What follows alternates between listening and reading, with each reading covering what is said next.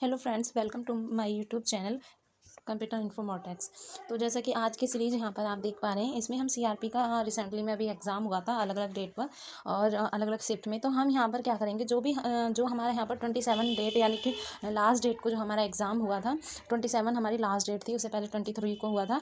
तो काफ़ी अलग अलग डेट पे हुआ था, ठीक है। तो अब हम यहाँ पर क्या करेंगे, उससे रिलेटेड जो भी हमारे यहाँ पर जनरल स्टडी में क्वेश्चन पूछे गए सीआरपीएफ में, हम यहाँ पर उनको डिस्कस करने वाले हैं। यानी कि हमारे सीआरपीएफ का जो भी हमारे एग्जाम पेपर में एसजीएस से रिलेटेड क्वेश्चन आए थे, यहाँ पर हम उनको डिस्कस करेंगे। प्लस हम यहाँ पर उससे रिलेटेड यानी कि जितनी भी जानकारी है यहाँ पर हम उसको कवर करेंगे। तो बढ़ते हैं बिना टाइम वेस्ट किए हम अपने पहले क्वेश्चन की तरफ। जैसा कि पहला क्वेश्चन हमारे यहाँ पर दिया गया, आप लोग देख पा रहे हैं। यहाँ पर देखिएगा, पहला क्वेश्चन है, केसरी त्रिपाठी जिनका निधन 2023 में हो गया है, किस राज्य के राज्यपाल रहे। तो यहाँ पर उनका 2023 में हो गया है, ठीक है। यहाँ पर 2023 की बात की गई है, उनका निधन हो चुका है, ठीक है ना। यहाँ पर एक सेकेंड देख लेते हैं हम, ठीक है। तो जैसे कि यहाँ पर देख पा रहे हो, किसका निधन हो गया है, यहाँ पर केसरी त्रिपाठी की बात की गई है, जिनका निधन 2023 में हो गया। किस राज्य के राज्यपाल हैं, यहाँ पर राज्यपाल की बात की गई। अब हम यहाँ पर जान लेते हैं, जो हमारे जो केसरी नाथ त्रिपाठी हैं, सबसे पहले यहाँ पर किस राज्य के राज्यपाल हैं। तो यहाँ पर हम जानेंगे पश्चिम बंगाल में राज्यपाल हैं। तो हम नोट करते हुए यहाँ पर चलेंगे किसके, पश्चिम बंगाल राज्य के, ठीक है। तो यहाँ पर लिख लेते हैं पश्चिम बंगाल,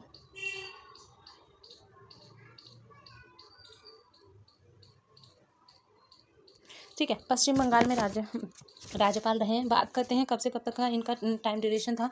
तो 2014 से लेकर के, ठीक है ना, 2014 से इनका जो टाइम ड्यूरेशन था 2019 तक, ठीक है। अब हम बात करते हैं, हाल ही में इनका तो निधन हो गया है, किस राज्य से हुआ है ये हमारा कवर होगी।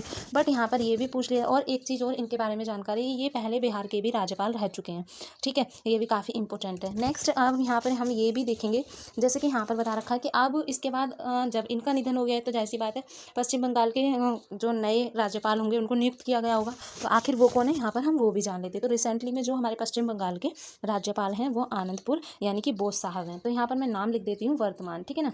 ये देखिएगा, ये हमारे राज्यपाल हैं वर्तमान में, है ना। तो यहाँ पर देख लीजिएगा, यहाँ पर वर्तमान में कौन है, आनंदपुर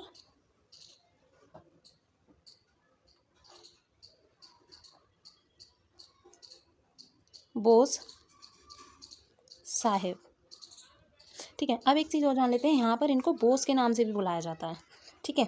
यहाँ पर इनको बोस के नाम से भी बुलाया जाता है, ठीक है। इसी तरीके से बढ़ेंगे नेक्स्ट क्वेश्चन की तरफ और देखते हैं नेक्स्ट क्वेश्चन हमारा किस तरीके के एग्जाम में पूछा गया था। तो बढ़ते हैं नेक्स्ट क्वेश्चन की तरफ। जैसे कि यहाँ पर हम नेक्स्ट क्वेश्चन देख पा रहे हैं। नेक्स्ट क्वेश्चन है हमारा यहाँ पर, असहयोग आंदोलन कब हुआ था। अब देखिएगा, यहाँ पर असहयोग आंदोलन की बात की गई है, तो कब हुआ था असहयोग आंदोलन, है ना। तो यहाँ पर अगर हम बात करते हैं, असहयोग आंदोलन जो था वो हमारा 1920 से 1921 के बीच में हुआ था, ठीक है। तो यहाँ पर हम नोट करते हुए चलेंगे, एक सेकेंड। तो यहाँ पर अगर हम बात करते हैं असहयोग आंदोलन की 19, ठीक है, यहाँ पर देखिएगा 1920 से, एक सेकेंड,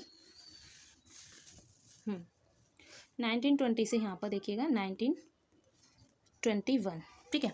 अब हम बात कर लेते हैं इस चीज़ की। यहाँ पर जो हमारा मतलब काफ़ी स्टूडेंट ने बताया, जैसे कि एग्ज़ाम हो रहा था, तो एग्ज़ाम में ये ऑप्शन नहीं था। एग्ज़ाम में ऑप्शन दिया गया था 1920 से 1922। तो बच्चे कंफ्यूज थे, इसको लगाया जाए या नहीं लगाया जाए। मेरी तरफ, मैं अगर अपने पॉइंट व्यू से बताऊं, अगर मैं एग्जाम में वहाँ पर उपस्थित होती, तो जाहिर सी बात है मैं इस पर ही टिक करके आती। इसमें कंफ्यूज होने की जरूरत ही नहीं है। जाहिर सी बात है, इन दोनों में से हमारा 20 दिया हुआ है। 90 के से 21 के टाइम ड्यूरेशन इसमें मेंशन है, तो यानी कि हमारा सही आंसर हो सकता है। कॉमन सेंस वाली बात है, ठीक है। तो ये था हमारे यहाँ पर। अब इसकी बात कर लेते हैं, इसका ये तो हमारा सही आंसर की बात हो गई। बट अगर बात करें यहाँ पर ही चोरी चारा कांड जो हुआ था, उसका असहयोग आंदोलन था, यहाँ पर बंद कर दिया गया था इसके बाद। देन उसके बाद अगर हम यहाँ पर यहीं पे बात कर लेते हैं, अगर खिलाफत की बात करें, यहाँ पर देखिए खिलाफत आंदोलन की, तो खिलाफत आंदोलन जो है वो 1919 से 1920 तक चलाया गया था, ठीक है। तो यहाँ पर देख लेते हैं किसकी बात की जा रही है, खिलाफत की, ठीक है। थोड़ा सा राइटिंग पे मत जाइएगा। खिलाफत की बात की गई थी 1919 से, ठीक है ना, 1921 तक। कहाँ पर, बॉम्बे में, ठीक है ना, बॉम्बे में यहाँ पर बात की गई थी, ठीक है ना। तो ये भी काफ़ी इंपॉर्टेंट है, ठीक है। तो ये थी हमारी कुछ इससे रिलेटेड जानकारी। इसी तरीके से बढ़ते हैं हम नेक्स्ट क्वेश्चन की तरफ और देखते हैं नेक्स्ट क्वेश्चन हमारा एग्जामिनर ने क्या पूछा था। तो जैसे कि आप नेक्स्ट क्वेश्चन यहाँ पर देख पा रहे हैं, नेक्स्ट क्वेश्चन है हमारा यहाँ पर, एक सेकेंड,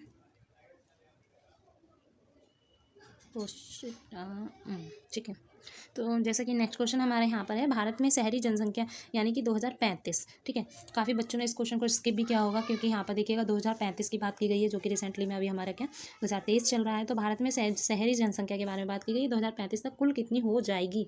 अब इतना अंदाज़ा तो कोई बच्चा नहीं लगा सकता, बट हाँ कुछ ऐसी चीज़ें होती हैं हमें मटेरियल में प्रोवाइड करा दी जाती हैं आगे तक की कुछ चीज़ें, जैसे कि बजट था, बजट आने से पहले ही काफ़ी क्वेश्चन बजट से बन गए थे और काफ़ी चीज़ें बजट की यहाँ पर उपस्थित थी, ठीक है ना। जैसे कि वो कंटेंट के ऊपर डिपेंड करता है कि आप कंटेंट कहाँ से पढ़ रहे हैं, ठीक है ना। तो हमारे यहाँ पर तो कंटेंट है वो देखिएगा, आप देख सकते हैं बजट का जाके देखिएगा, वहाँ पर बजट से कितने अच्छे क्वेश्चन हैं जो कि एग्जाम में पूछे भी गए हैं काफ़ी एग्जाम में, ठीक है। तो यहाँ पर अब हम इसी क्वेश्चन पर चलते हैं, आगे की बात करते हैं, ठीक है। तो जैसे कि यहाँ पूछा गया है भारत में शहरी जनसंख्या, ठीक है ना। तो यहाँ पर हम चल देते हैं और देखते हैं। तो यहाँ पर बोला गया कुल कितनी हो जाएगी, अगर हम सही बात करें तो यहाँ पर 43% हो जाएगी, ठीक है। ठीक है, यहाँ पर 43% हो जाएगी। अब यहाँ पर हम थोड़ी सी जान लेते हैं 2011 की जनगणना के अनुसार। 2011 की जनगणना के अनुसार देखते हैं, अगर हम सबसे अधिक निवासी लोग की बात करें तो वो है हमारे महाराष्ट्र में, ठीक है। नोट करते चलिएगा, मैं नोट नहीं करा रही हूँ यहाँ पर, मैं ओरली आपको बता रही हूँ, आप नोट कीजिएगा। अगर हम यहाँ पर बात करते हैं सबसे अधिक जो निवासी लोग हैं वो हमारे महाराष्ट्र से हैं, बट अगर यहाँ पर ही हम सबसे अधिक जनसंख्या वाले देश की बात करते हैं तो वो हमारा उत्तर प्रदेश हो जाएगा, ठीक है। ठीक है, ये भी काफ़ी इंपॉर्टेंट पॉइंट है। और यहीं पर हम घनत्व की बात करते हैं, अधिक घनत्व यानी कि जनसंख्या घनत्व, तो वो हमारा बिहार में है, ठीक है। इससे काफ़ी क्वेश्चन बनते ही हैं, ठीक है।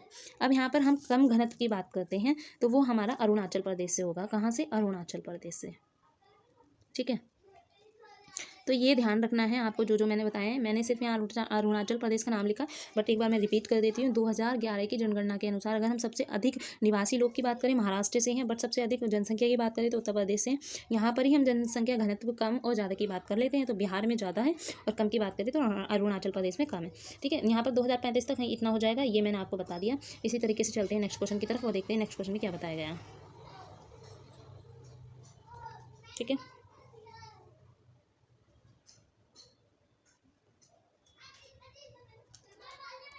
तो नेक्स्ट क्वेश्चन देख पा रहे हैं आप, मुगल शासक हुमायूं, है ना, हुमायूं की शासन अवधि क्या है। तो यहाँ पर हुमायूं की बात की है, शासन अवधि की बात कर रहे हैं क्या थी, है ना। तो यहाँ पर हुमायूं की बात की गई है। आप देखिएगा यहाँ पर जो हुमायूं की अवधि थी, यहाँ पर 1530 से लेकर 1540 तक थी, ठीक है। अवधि की बात की गई है, 1530 से 1540 तक लगातार थी, ठीक है।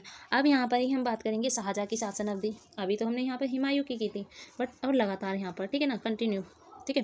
तो यहाँ पर देखिएगा, अगर हम यहाँ पर शाहजहाँ की यहाँ पर ही बात कर लेते हैं, शाहजहाँ,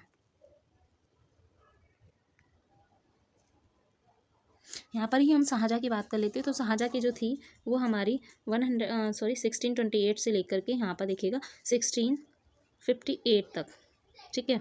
1658 तक इसमें भी लगातार थी। हुमायूं को जो शेरशाह सूरी ने पराजय किया था, हुमायूं को किसने पराजय किया था? हुमायूं को शेरशाह सूरी ने पराजय किया था, ठीक है। और शाहजहाँ का जो वास्तविक नाम था, ठीक है, तो यहाँ पर शाहजहाँ का वास्तविक नाम खुर्रम था। क्या था? खुर्रम।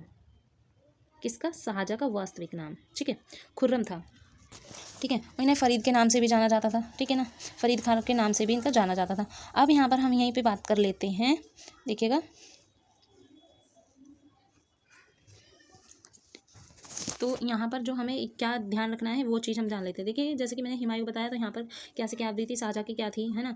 यहाँ पर जैसे कि मैंने बताया हुमायूं का वास्तविक नाम था क्या था, और शेरशाह का क्या था, तो दोनों मैंने बताया, जैसे कि खुर्रम और फरीद खान। तो ये हमें ध्यान में रखना है। तो बढ़ते हैं हम नेक्स्ट क्वेश्चन की तरफ, देखते हैं नेक्स्ट क्वेश्चन हमारा किस तरीके का आया था एग्जाम में। तो नेक्स्ट क्वेश्चन आप देख पा रहे हैं यहाँ पर, नेक्स्ट क्वेश्चन है हमारा, चेचक के टीके का प्रभाव कितने समय तक रहता है। आई थिंक ये क्वेश्चन सभी लोग करके आए होंगे, इसको किसी ने स्किप नहीं किया होगा। इसी तरीके की एक चीज़ मैं आप लोगों को तो अपडेट करना चाहती हूँ। अगर इसी तरीके के आपको करंट अफेयर हो गया है या फिर इस तरीके के क्वेश्चन हो गए, अदरवाइज आपको टेस्ट देना है, तो हमारा एक इवनोट एग्जाम के नाम से एक ऐप है, उसको जाकर के आप डाउनलोड कीजिएगा। मैं डिस्क्रिप्शन में लिंक डाल दूँगी, वहाँ से आप उसको डाउनलोड कीजिएगा और जाके वहाँ पर कुछ चीज़ें हमारी क्या है, फ्री ऑफ कॉस्ट है, वहाँ पर आप जाइएगा, एनालिसिस कीजिएगा कि हाँ, और प्रीवियस ईयर के एग्जाम पेपर भी वहाँ पर हमने अपलोड किए हुए हैं, उनको जाकर लगाइएगा, देखिएगा आपको एग्जाम में कितना वहाँ पे इम्प्रूव मिलता है अपने एग्ज़ाम देने से पहले, ठीक है। और अगर आपको हमारा सेशन अच्छा लग रहा हो और वहाँ से आपको कुछ अच्छी नॉलेज मिली हो या कुछ भी चीज़ अपडेट आपको लगता है कि हाँ यहाँ से हमें इम्प्रूव हो रहा है, तो अपने फ्रेंड के साथ हमारे चैनल को शेयर कीजिएगा और हमारे ऐप को शेयर कीजिएगा। और सेशन अच्छा लग रहा हो तो फ्रेंड्स शेयर कीजिएगा, लाइक कीजिएगा और कमेंट में आंसर जिस लोगों को पहले से ही पता है बताइएगा। और जिन्होंने एग्जाम दिया है रिसेंटली में, वो जिन्होंने एग्जाम दिया वो अब हमारे चैनल पर क्वेश्चन भी अपडेट करके बता सकते हैं कि इस तरीके का क्वेश्चन आया था। ठीक है फ्रेंड, तो बढ़ते हैं इस क्वेश्चन की तरफ। अगर हम चेचक के टीके की बात करते हैं तो उसका प्रभाव हमारा 1 साल तक रहता है। ठीक है, कब तक रहता है? 1 साल तक। ठीक है, ठीक है ना। और अब यहाँ पर हम थोड़ा सा जान लेते हैं किसने किसकी खोज की थी, किसने किसकी थी।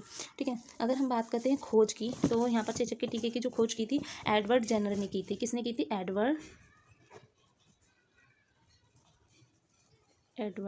जेनर।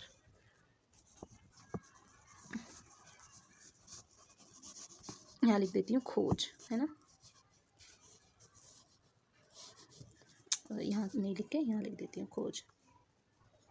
ठीक है, और यहाँ पर ही हम जान लेते हैं जैसे कि पहले जो हमारे जो ये इंजेक्शन के रूप में लगा करते थे, बट अगर यहीं पर हम बात कर लेते हैं ओरल के थ्रू लगते हैं, यानी कि किसने किया था इसको, किसने चेंज किया इंजेक्शन से इसमें ओरल में? यहाँ पर अलर्ट यानी कि साबिन के द्वारा किया गया है। ठीक है, तो अभी ये जान लेना हमें दोनों चीज़ों को। पहले इंजेक्शन के उसमें दिया जाता था यहाँ पर टीका, बट अब इंजेक्शन के थ्रू नहीं दिया जाता है। ठीक है, अब बढ़ते हैं इसी तरीके से नेक्स्ट क्वेश्चन की तरफ। नेक्स्ट क्वेश्चन है हमारा उपाधियों के अंत से संबंधित अनुच्छेद है। देखिएगा यहाँ पर 2 बार उपाधियों लिख गया है ना, तो उस पर मत ध्यान दीजिएगा। यहाँ पर उपाधियों की बात की गई है, तो यहाँ पर देख लेते हैं हम उपाधियों जो है वो कौन से संबंधित अनुच्छेद से है। अनुच्छेद की बात की गई है, काफ़ी इंपॉर्टेंट क्वेश्चन है, काफ़ी ही इंपॉर्टेंट है, जो कि आई थिंक कई बार एग्जाम में पूछा जा चुका है। अगर हम यहाँ पर बात करें तो देखिएगा कुछ महत्वपूर्ण, पहले हम इस क्वेश्चन की बात कर लेते हैं, फिर कुछ महत्वपूर्ण अनुच्छेद की बात करेंगे।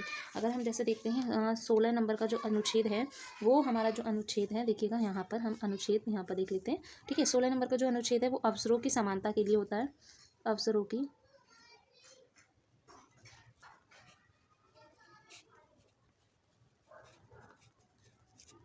ठीक है। अब यहाँ पर ही है जो 17 नंबर का जो हमारा अनुच्छेद है, वो अनुच्छेद है छुआछूत का अंत। ठीक है ना, यहाँ पर छुआछूत का अंत हो गया। इसी तरीके से हमारा 18 नंबर का जो अनुच्छेद है वो हमारा उपाधियों का अंत है। तो यहाँ पर हमारा किसका पूछा गया? उपाधियों का अंत। तो हमारा सही आंसर क्या हो जाएगा? 18 नंबर अनुच्छेद। तो यानी कि इसका हमारा सही आंसर है 18 नंबर का अनुच्छेद। ठीक है, तो ये हमारा सही हो जाएगा। ठीक है, यहाँ पर हमें इस चीज़ को ध्यान में रखना है। अब यहाँ पर हम देख लेते हैं एक 20 नंबर का अनुच्छेद है, जो ये हमारे इंपॉर्टेंट है, वही मैंने यहाँ पर आपको नोट करके बता दिया। 20 नंबर का जो अनुच्छेद है वो सजा की अधिक मामलों में छूट के लिए यहाँ पर दिया गया है। तो लेकिन यहाँ पर हमें रिसेंटली में पूछा तो उपाधि हो, तो हमारा सही आंसर हो जाएगा 18। पढ़ते हैं नेक्स्ट क्वेश्चन की तरफ और देखते हैं नेक्स्ट में क्वेश्चन में क्या पूछा गया है।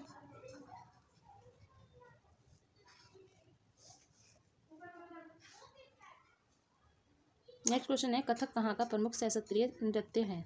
तो यहाँ पर कथक की बात की गई है, कथक की बात की गई है। यहाँ पर हम देख लेते हैं कथक कहाँ पर क्या बताया गया है। तो कथक जो है वो हमारा देखिएगा उत्तरी भारत का प्रमुख नृतक यानी कि पंडित बिरजू महाराज हैं। ठीक है ना, इसके जो प्रमुख नृतक हैं वो पंडित बिरजू महाराज है। कहाँ पर? उत्तरी भारत का। यहाँ पर कथक की बात की गई है, तो कहाँ का प्रमुख शास्त्रीय नृत्य है? तो ये हमारा उत्तरी भारत का है। यहाँ पर लिख लेते हैं।